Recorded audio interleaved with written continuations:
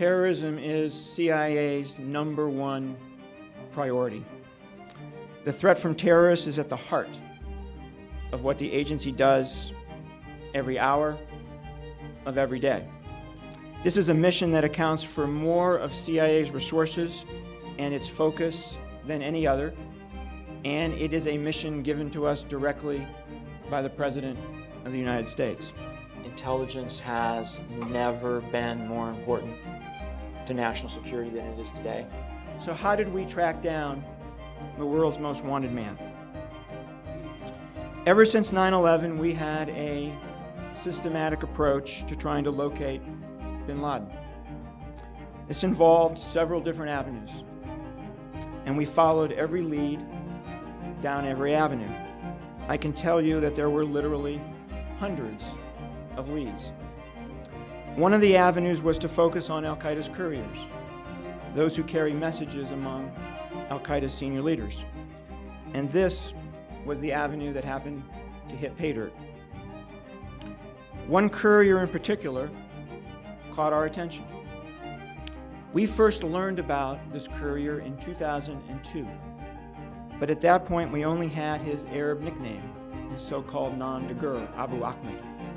We did not know his true name. It took us 5 years to figure out his true name. Then it took us 2 more years to identify his general location, somewhere in Pakistan, and another year to put eyes on him and find his residence in Abbottabad. When we finally found the compound in August of 2010, a residence in Abbottabad, we were shocked. It was an extraordinarily unique compound. The compound sat on a large plot of land, 8 times larger than any of the other homes in the area, and its physical security measures were extensive. It had 12 to 18-foot walls topped with barbed wire. Walls sectioned off different parts of the compound. Access to the compound was restricted to 2 security gates, and the residents burned their trash, unlike the other residents in the area who put their trash out for collection. We took all of this to the White House, along with a formal conclusion of my analysts that there was a strong probability that Abu Ahmed was harboring bin Laden at the compound. We made it clear that we had no direct evidence, just a circumstantial case. Then in the fall of 2000 came 2 additional pieces of information that strengthened that circumstantial case. First, we learned that a 3rd family was living at the compound, one whose size and whose makeup matched the bin Laden family members who we thought would be living with him at this time in his life. And we learned that this 3rd family never left the compound, and we learned that none of the neighbors were aware that there was a 3rd family inside. The rest you know.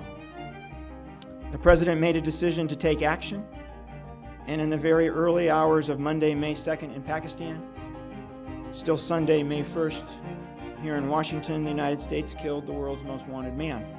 Anybody who is intelligent, anybody who has access to open sources can talk to you about the Eurozone crisis, can talk to you about Chinese politics, but not just anybody can talk to you about Al-Qaeda and its capabilities.